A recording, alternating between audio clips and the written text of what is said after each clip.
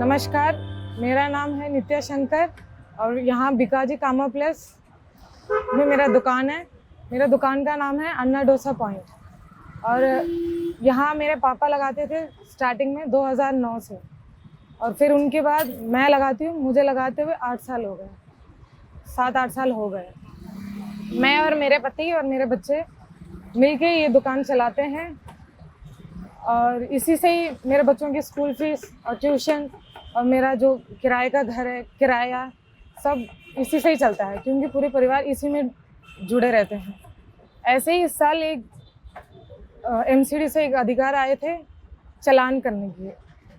11 मार्च को आए थे और उन्होंने साफ़ सफाई के मामले में उन्होंने चालान किया था और मैंने उनको मैंने कहा था कि मेरी कूड़ा नहीं फैला है, मैं साफ़ सफाई रखती हूँ और मेरे पास ऐसे ऐसे कागज़ हैं, मेरे LOR है और मेरे जो भी प्रूफ है, सर्टिफिकेट, मेरा जो भी प्रूफ था सब दिखाया मैंने उनको।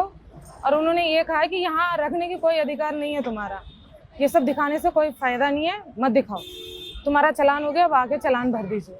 जब मैंने उनसे पूछा तब उन्होंने ये कहा कि चालान 10,000 की चालान है और मैंने उनको कहा था कि 10,000 मैं नहीं भर पाऊँगी सर, ये तो मेरा 1 महीने का मेरा बच्चों की फ़ीस है और मेरे किराए के सारे पैसे तो आप ही के पास आ जाएंगे।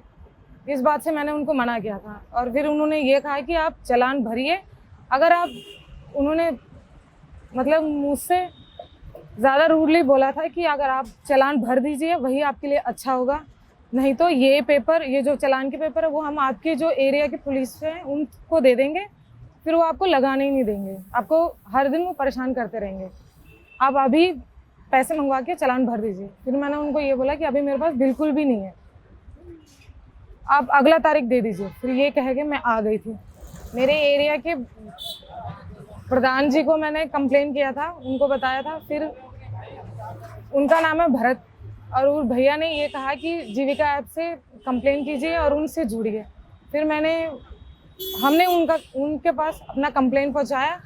फिर उन्होंने हमसे फ़ोन करके मेरे बारे में और मेरे पास जो भी सर्टिफिकेट्स हैं, जो भी मेरे पेपर्स हैं, सबके बारे में उन्होंने लिया।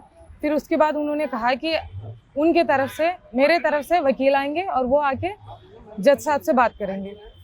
फिर जिस तारीख मैंने उनसे लिए थे उसी तारीख को वो भैया आए, वकील भैया आए थे और सीधे ऑफिस आए थे और वहाँ आके मेरे तरफ से जज सर से बात की थी और उनसे ये कहा था कि आप सीधा 10,000 के चालान बता रहे हैं, ये एक औरत होके और उनके घर पे इतने सारे प्रॉब्लम्स हैं, बच्चे हैं, किराया है और इतने दुकान के खर्चे होते हैं, ये सब निपटाने के बाद आपके कैसे भर पाएंगे वो।